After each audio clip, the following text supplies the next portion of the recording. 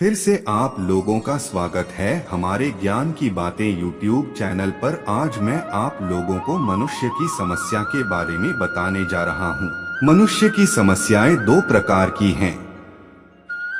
एक समस्या शरीर की है, जिसका समाधान रोटी और वस्त्र तथा अन्य आदि भौतिक सुविधाएं मानी जा सकती हैं।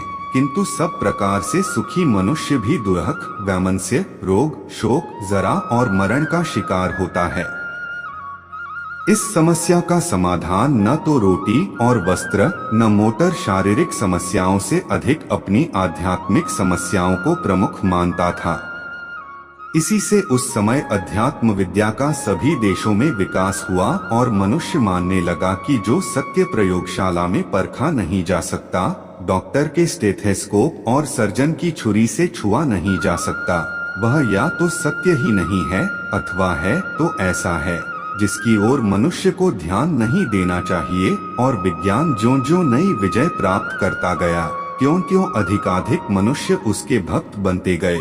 यहाँ तक कि अध्यात्मवादियों को भी आवश्यकता अनुभूत होने लगी कि अपनी बातों को वे जहाँ तक संभव हो विज्ञान की भाषा में रखें।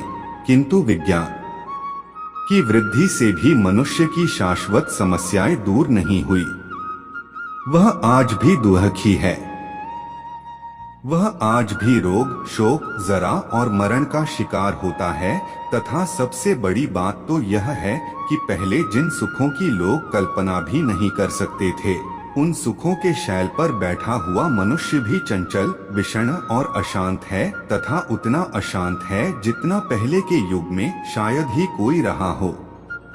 अतएव चिंतकों पर यह प्रतिक्रिया हुई कि मनुष्य की समस्याओं का समाधान विज्ञान भी नहीं है, क्योंकि विज्ञान से शरीर चाहे जितना सुखी हो जाए, आंतरिक संतोष में वृद्धि नहीं होती, उल्टे दिनों दिन उसकी मात्रा घटती जाती है। विज्ञान की उन्नति से मनुष्य में किस चीज की मात्रा घटती है? 05:10 सुबह के 10:19 सूजन दास। यह हमारी दृष्टि ही है जो हमारे मन में कभी निराशा, कभी हताशा, कभी एकाकीपन, केलेपन का भाव भरती है। कभी वे हम में व्यथा को जन्म देती है और कभी अपराध बोध की भावना को, या फिर कभी खेद को, कभी क्रोध को, कभी भय और कभी एक पराभूत मनस्थिति को। और विभिन्न प्रसंगों, घटनाओं, संघर्षों या मतभेदों के कारण जन्मी इसी पीड़ा को सामान्यतः हम समस्या मानते हैं।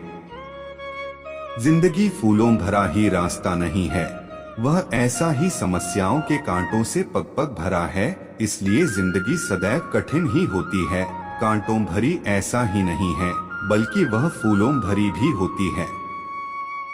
आज हमारी समस्या यह है कि कुछ व्यक्ति केवल अध्यात्म को लेकर बैठे हैं और कुछ केवल भौतिकता को पकड़े हुए हैं। दोनों अपने अपने सिरों को तानकर बैठे हैं। जहां अध्यात्म है, वहां व्यावहारिकता का सामंजस्य नहीं है। एकांगीपन ही समस्या है। कौवे को काना माना जाता है क्योंकि वह एक ही गोलक से दोनों आंखों का काम चलाता है। उसमें एकांगीपन है। यह एकांगी दृष्टि है। मनुष्य भी आज सर्वांगीण दृष्टि से देखना नहीं चाहता। उसके मन पर आवरण आ गया है। जॉर्ज बर्नार्ड शॉ ने इसीलिए कहा कि संसार में समस्या यह है कि मूढ़ लोग अत्यंत संदेह रहित होते हैं और बुद्धिमान संदेह से परिपूर्ण। जो अध्यात्म को जानता है वह भौतिकता को जानता है। धार्मिकों ने इसे पकड़कर सोच लिया कि धर्म से धन, रोटी, पुत्र, सुख, वैभव सब कुछ प्राप्त हो जाएगा। धर्म के द्वारा इन सभी समस्याओं को सुलझाना कठिन होगा। प्यास पानी पीने से मिटेगी, भूख रोटी खाने से शांत होगी और पैसा पुरुषार्थ से प्राप्त होगा। समस्याओं के सुलझाने में यथार्थ दृष्टि होनी चाहिए। दूसरी ओर व्यवहार को पकड़ने वाले व्यक्ति सभी समस्याओं को सुलझाने में केवल व्यवहार को ही उपयोगी मानते हैं। वे धर्म और अध्यात्म को अनुपयोगी कहते हैं, अनावश्यक समझते हैं। अर्थशास्त्री भौतिक सामग्री के उत्पादन पर बल देते हैं, किंतु क्या मनुष्य के सामने केवल भूख, प्यास, कपड़े आदि की ही समस्या है? क्या इससे भी अतिरिक्त मन की सबसे बड़ी समस्या उसके सामने नहीं? समस्या बाहर से आती है, किंतु उसका मूल कहाँ है?